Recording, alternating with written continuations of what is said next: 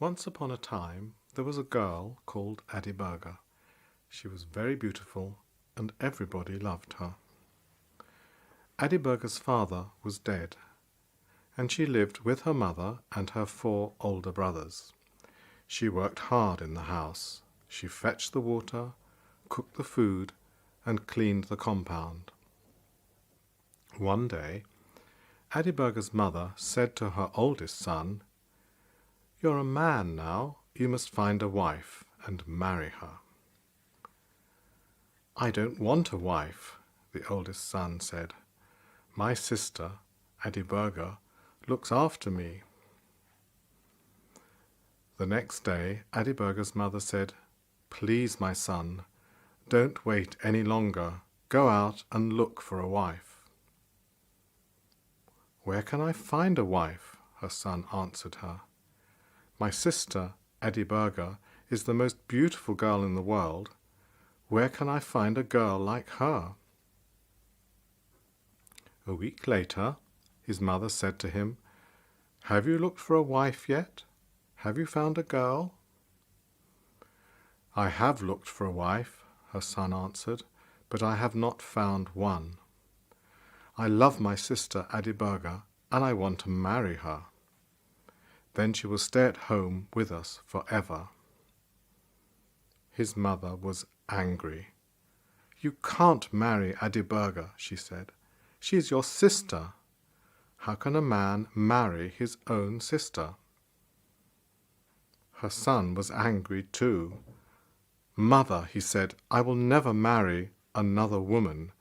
I want my sister, and I will have her." He spoke to his mother every day. At first she was angry, but then she began to listen to him. At last she said, "Yes, my son, you can marry Adiberga. I will help you." The oldest son was very happy. The second and third sons were happy too.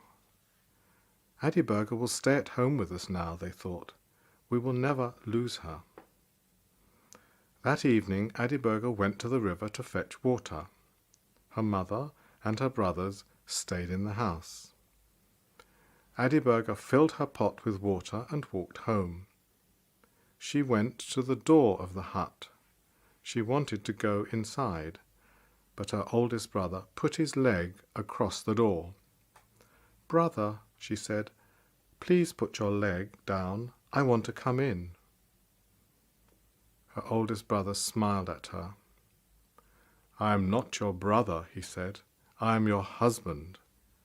And he put down his leg. Adiberga tried to go in again, but her second brother held his leg across the door. "Please, brother," she said, "let me come in." "I am not your brother," her second brother said. "I am your brother-in-law." And he put down his leg. Adiberga waited. Her third brother's leg was across the door now. "What are you doing?" she said. "Please, brother, put your leg down. Let me come in." "I am not your brother," the third brother said. "I am your brother-in-law." And he put down his leg. Now Adiberga's mother sat beside the door. She put her leg up. Adiberga couldn't go inside. "Mother," she said, "please let me come in. Please put your leg down." "I am not your mother," her mother answered. "I am your mother-in-law." And she put down her leg.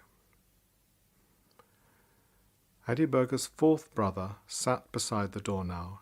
He was disabled. His legs were weak and he couldn't walk. He lifted one leg with his hands. "Brother," Adiberga said, "why are you doing this to me? Please let me come in." Her fourth brother put down his leg. "Yes, dear sister, you can come in," he said. The next evening Adiberga went to the river again. When she came home again, her family were together in the hut. Again they lifted their legs against her. Again her fourth brother let her come in. They did this every day, week after week. One day Adiberga's fourth brother said to her, "Dear Adiberga, I want to go to the toilet. Please carry me outside." So Adiberga picked up her brother and carried him out to the fields. She stopped beside a field of teff. "Don't stop here," her brother said. "I can't use this place. The teff will become dirty." So Adiberga carried him on. They came to a field of sorghum. "Not here," said her brother. "The sorghum is for our food. I don't want to make it dirty." Adiberga carried him far away to a place full of trees. "Put me down here," her brother said, "and sit beside me. Listen, I don't need to go to the toilet. I brought you here because I want to talk to you. Our mother and brothers have a plan for you. Tomorrow they are going to give you to our oldest brother. They want you to marry him." Adiberga was very unhappy. "What?" she cried. "My brother wants to marry me? But I can't marry my own brother. It's a wicked thing to do." "I agree," her youngest brother said, "but they will try to force you. My dear sister, you must run away. Go now." "But where can I go?" Adiberga said. There were tears in her eyes now. "Who will help me?" "God will help you," her brother said. "Be strong.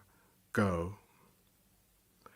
So Adiberga ran away. She ran and ran, over the fields, up the mountains, and down into the valleys. At last she came to a big river. "I can't cross this river," she thought. "It's too deep. I must stay here." There was a big tree near the river. "I'll climb the tree," Adiberga thought. "I will be safe there from the wild animals." So Adiberga began to live in the tree. She collected fruits and leaves for her food, and she drank the water of the river. Now a rich man lived not far away. Every day his servant girl came down to the river to fetch water. One day the girl walked under Adiberga's tree to the edge of the river. She put her pot down and began to fill it. Adiberga was sitting in the tree above the girl's head. When the girl filled her pot, she looked down at the water and she saw Adiberga's face. "That's my face," the girl thought. "Oh, how beautiful I am." She looked at the face in the water again and again. "That is not the face of a servant girl," she thought. "It's the face of a princess. I'm not going to be a servant any more. I'm going to find a rich man to marry me." She dropped her pot on the ground and it broke. "It doesn't matter," the girl said. "It was just an old water pot. I don't need it now. I'm beautiful. I'm going to be a princess." She ran back to the rich man's house, but before she reached it, she began to think. "I broke my master's pot," she thought, "and he is waiting for his bath. He will be angry with me. I must take another pot and go to the river again." So the servant girl fetched another pot and went back to the river. But again she saw Adiberga's face in the water.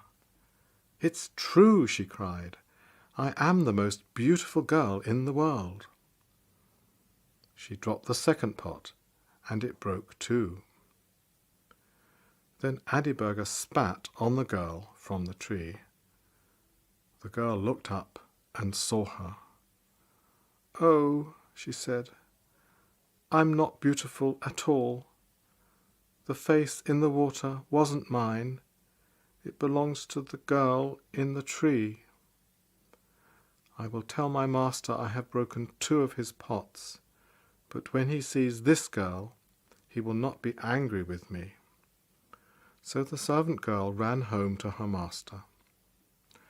"Master," she said, "I saw a girl in a tree beside the river today. She was as beautiful as St. Mary. She is the most beautiful girl in the world.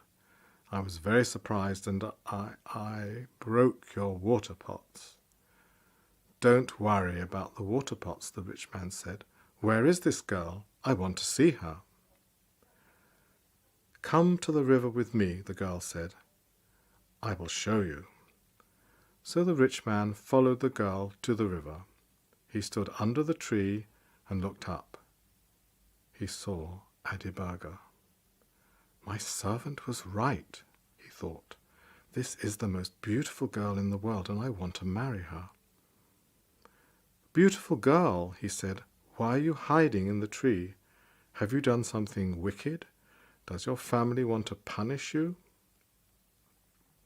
Adiberga didn't answer. She said nothing. The rich man turned to his servant. "Go back to my house," he said. "Bring me my spear and 2 carpets." The girl ran home. She came back again quickly with the carpets and the spear. The rich man stood the spear in the ground. The sharp point of it was below Adiberga. He put 1 carpet on one side of the spear and the other carpet on the other side. Then he spoke to Adiberga. "Jump down from the tree," he said. "Perhaps you're a bad girl. Perhaps you did something wrong and your family is angry with you. Is that why you ran away? Is that why you are hiding up there in the tree? If that is the reason, you will fall on the spear. But perhaps you're a good girl. Perhaps someone tried to hurt you and you ran away to save your life. Is that why you're hiding in the tree? If that is the reason, you will fall on the carpet." So Adiberga jumped down from the tree. She fell on the carpet, and the rich man picked her up. "Marry me," he said. So Adiberga married him. Now a new life began for Adiberga. She was the wife of a rich man. She lived in a big house, and she had many servants.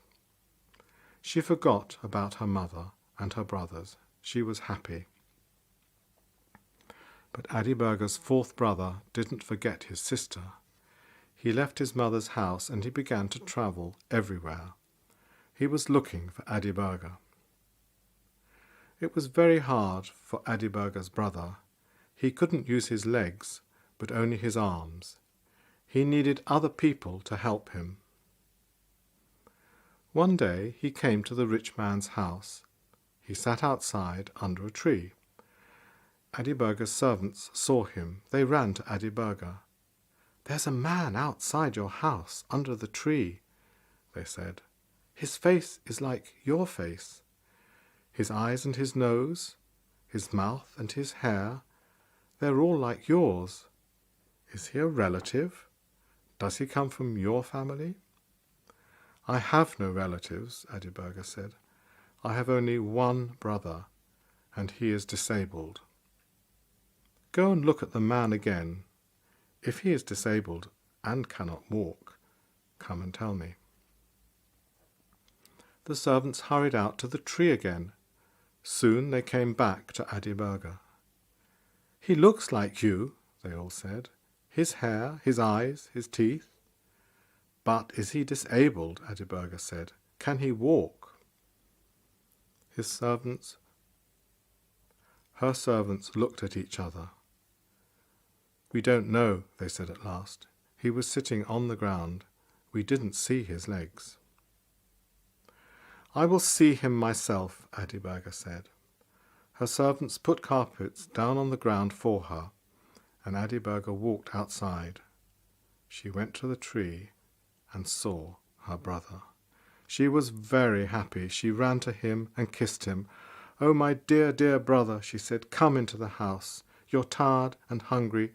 You must rest, and I will make a delicious meal for you to eat."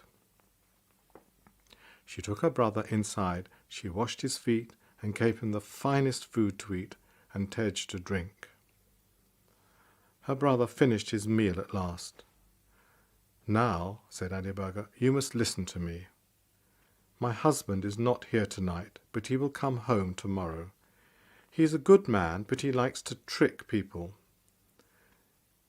Ask if you can help him. He will say something strange. Perhaps he will say, 'Kill my cattle.'